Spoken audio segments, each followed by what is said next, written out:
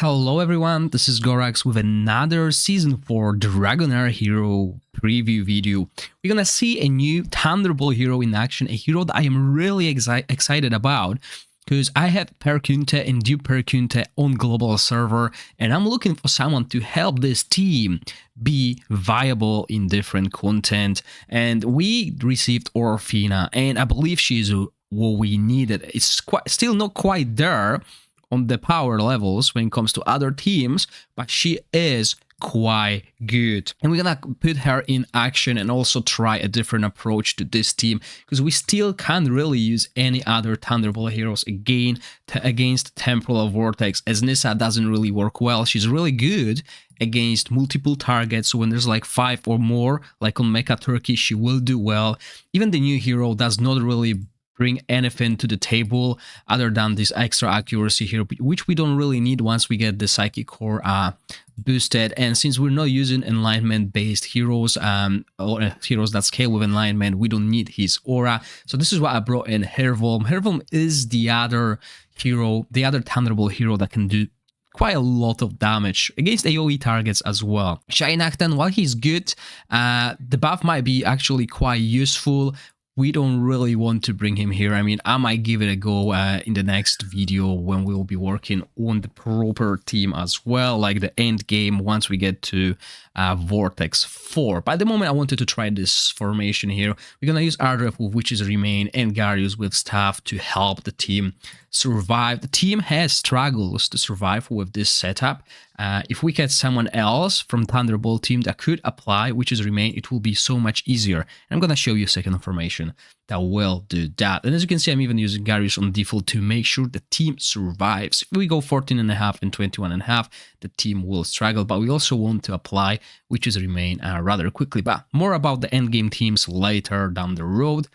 So this team can do around 140 million, which is similar to what the Ice Blast teams can do. The Ice Blast teams that don't have Beldel. So let's go over this. Let's see the total damage done by the team, and let's see how Orphina does. So thanks to Orphina, we can really speed up the stacks on Perkunte. Usually around 20, between 20 to 30 before he casts his ultimate on 22nd rotation, really added up to the damage output. And as you can see, she's doing quite good to 29%, which is half, well, more than half the damage of the Perkunte. But we always expect that when it comes to exclusive heroes, that they will always outdamage their counterparts. So it's not too bad.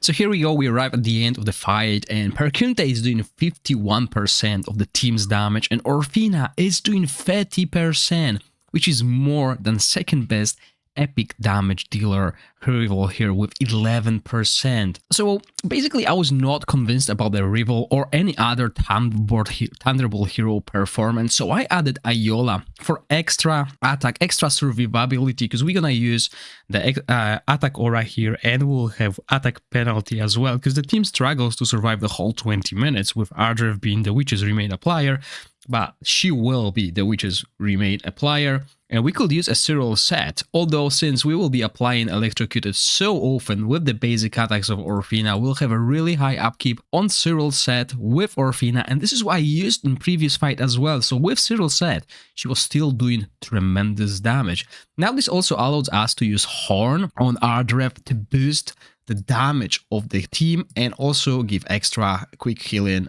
and boost on this artifact here. And this team is doing very good damage. It's actually better than most Ice Blast teams that don't have Beldel. So here we are.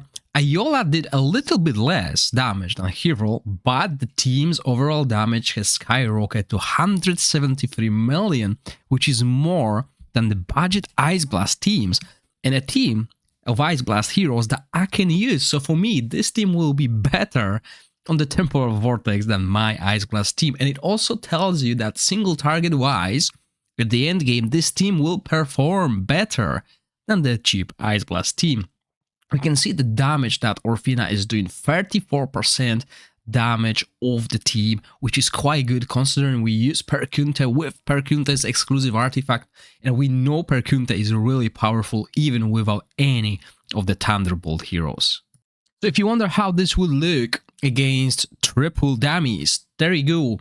Still Perkunte doing 47% of the team damage, with Orfina doing 35. And when it comes to 5 dummies, we can really see the damage increase between all of these heroes, as they are AoE focused, but still Orfina doing over 30% damage, well, close to 30% damage of the total team. Still Perkunte being the biggest threat, but it is finally a good addition to the team. A team that can finally challenge even the weaker Ice Blast teams on a single target and will definitely shine on AoE content in the future. I hope you enjoyed the video. If you do, please click the like button and consider subscribing to my channel. As always, thank you for watching, stay safe, bye!